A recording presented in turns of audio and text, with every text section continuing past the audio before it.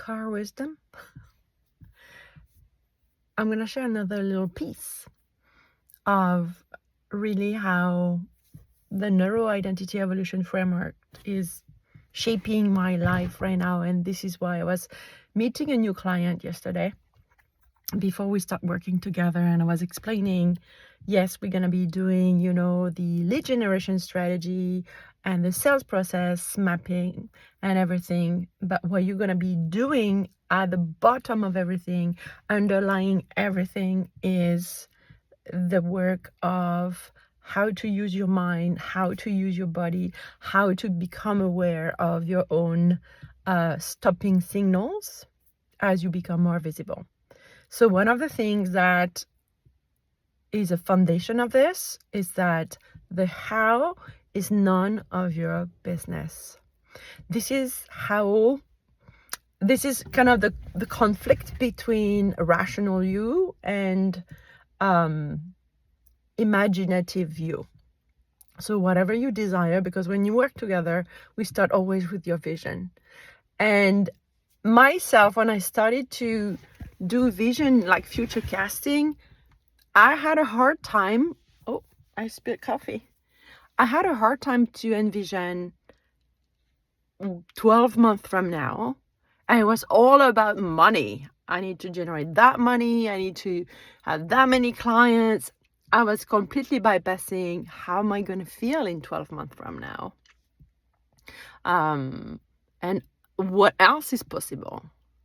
And taking the time to go there, because the minute you allow your brain to imagine, and that's why we do the retreat every January, it's called It's Possible for Me.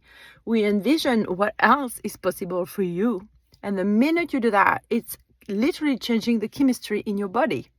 So when you change the chemistry in your body in a way that brings you to elevated emotions, meaning it could be joy, it could be bliss, it could be excitement, it could be creation, then there are those hormones.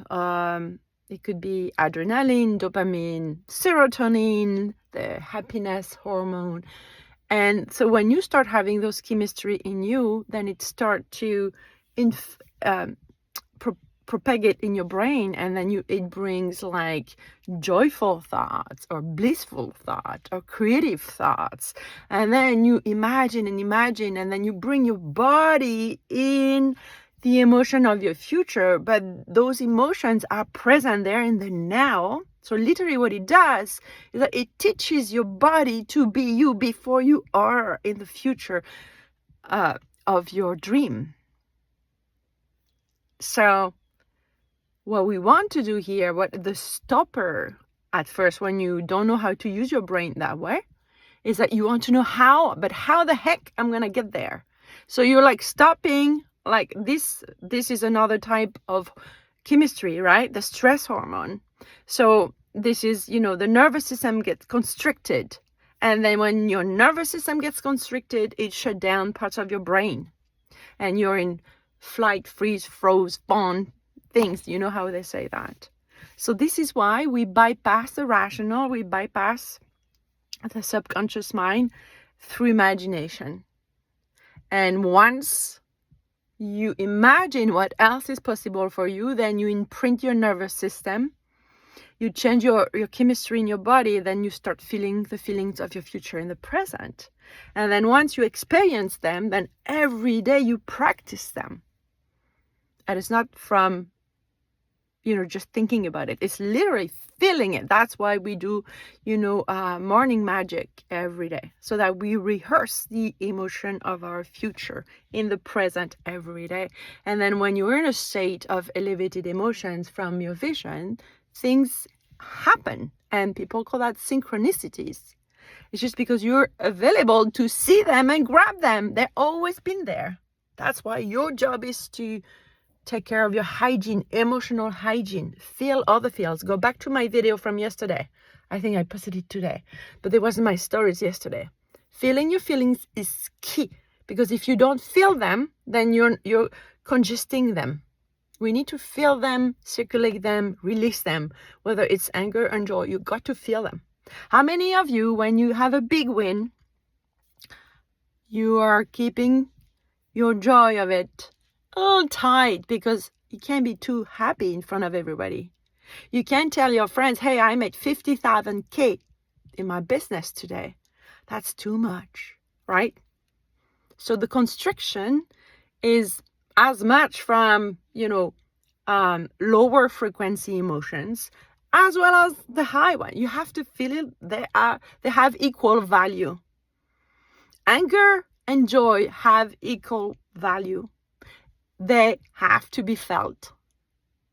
Otherwise, it's an unfinished cycle of emotions. And if you spend a life half feeling or not feeling, then you explode at some point.